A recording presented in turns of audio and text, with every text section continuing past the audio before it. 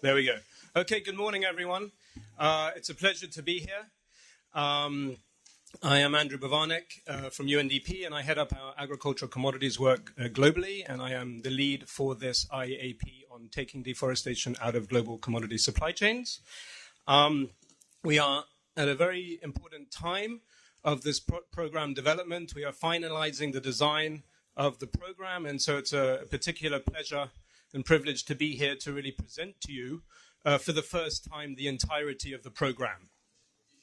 We've been spending the last 2 years basically trying to design it and scope it out and flush out the details, and now I have a few minutes to try to run you through the high-level messages and substance of what we've come up with. And I think overall, I hope you'll be very pleased with the result and proud of what you have helped co-construct with us all. So at a very high level, some basic details you probably know already. We are taking a supply chain approach to capitalize on the fact that this is a global program, and we can work not only at the country level, but can connect up to global markets and activities. We are focused on 3 supply chains for now, beef, soy, and palm oil, as they are the key drivers of deforestation amongst agricultural commodities. And we are also taking, whilst it's a global program, we are taking a particular focus and attention in key commodity-producing countries, Indonesia, Liberia, Paraguay, and Brazil. And essentially what we're trying to do is work with these countries to help them develop, let's say, a new development pathway where they can both continue to increase their economic benefits from agricultural commodities, whilst at the same time conserving their forests. And so it really is to use a cliche, a paradigm shift, but I think this is what we're really aiming for. We're really aspiring to do that. And with this program, we're really focused on systemic change.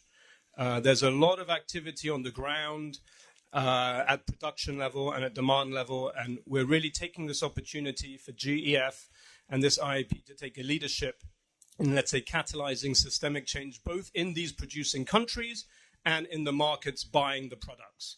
And a strong focus of this program then, because with the, let's say, limited resources there are, is to really focus on learning and trying to change these national processes with what is being generated through the program in terms of models and tools.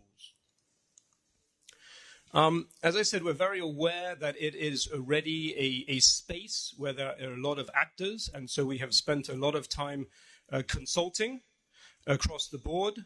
All the partners in the program, as you can see with the logos, whilst UNDP is in the lead, we are firmly tied to Conservation International, IFC, UNEP FI, and WWF are all key partners.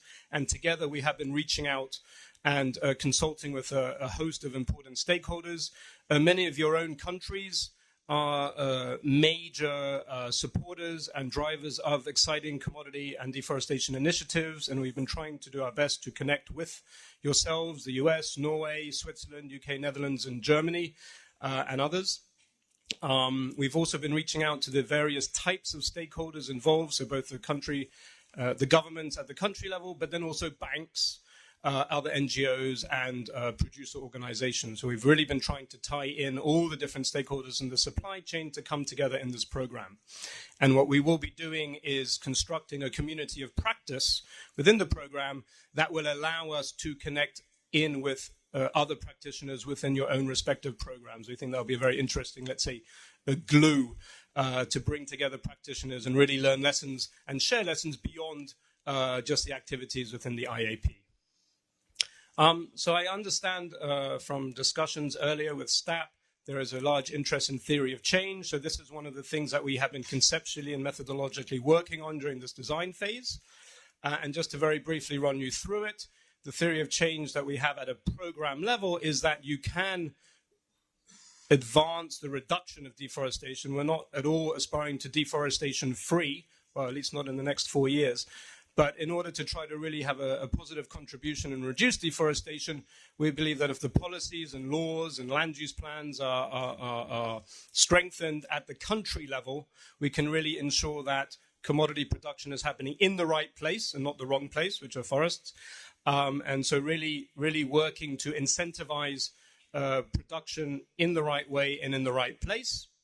And that entails also obviously focusing on the producer themselves, particularly the smallholders who don't have so much access to technical expertise to improve their agricultural practices and productivity. And then also to combine with that financial flows from the banking world that are needed to actually allow these producers to invest and change their practices, and then to also improve market awareness and demand so that we really are bringing those demand signals down to the countries and down to the producers to increase their incentives to stop producing through land conversion and encroachment. So based on that theory of change, we've constructed the program to have 4 projects or child projects.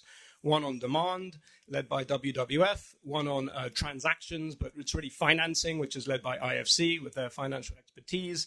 And then there is a project on sustainable production, and then adaptive management and learning, where we bring it all together and help coordinate all these different pieces.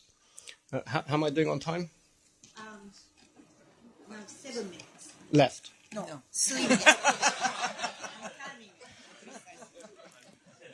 You may have to read the documents.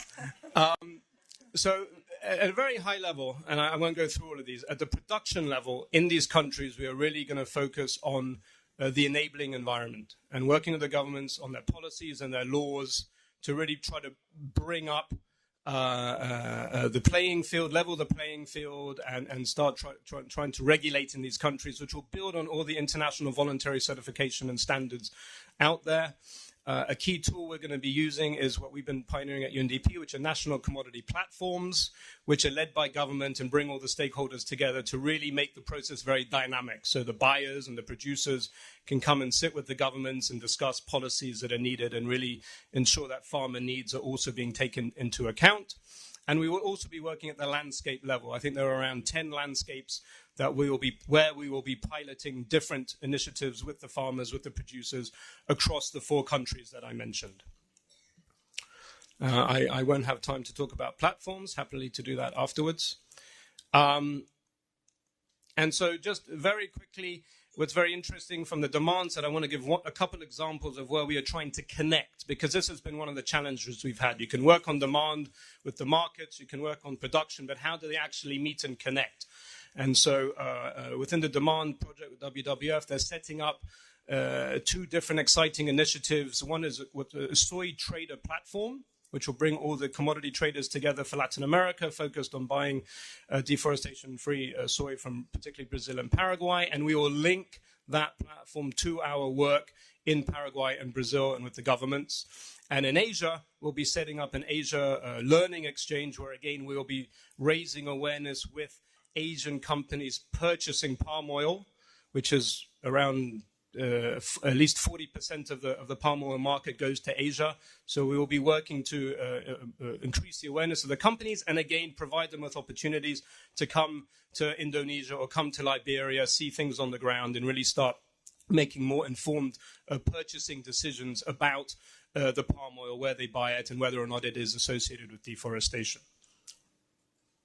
And then on the finance side, we will be working with banks, again, mainly through IFC and WWF and UNDP, working with banks to both improve their screening of loans that they provide, so that they hopefully will stop financing production activities that entail deforestation, and then also on the plus side, trying to increase access for producers to financing and also link them up to incentives such as REDD+. And I think there's also time to mention that we definitely see a strong connection with all the REDD+ activities and climate financing out there, and we'll be ensuring those links, because there's a lot of common ground. And then finally, we have a piece that brings everything together. We'll be ensuring coordination between the projects. We're going to have a very strong knowledge management component to really capture the lessons and then share them both amongst our own pilot countries, but then, as I said, with your own respective initiatives. And we will be tackling cross-cutting issues that are increasingly important to GEF, such as resilience and gender. And we have been setting up a strong monitoring system, both at the project level, but then at the program level too, which is extremely complicated, and to really try to figure out what we can take credit for over these 4 years in terms of contributing to deforestation. And so in terms of the timeline, this is my final slide, we are on track to submit as requested by June 30th. So as I said, we're in our final throes of the design. And then shortly after that, I'm sure you'll be receiving for comments. And just to reiterate, it's a 4-year program, but we certainly expecting this to be laying the foundations for longer term change, and to be sort of hopeful and optimistic, but also realistic what we can do in these 4 years. But certainly, I think we've created a program that can make a significant impact on the way the world produces commodities, and hopefully we can keep going with it. So thank you. Thank you, Andrew.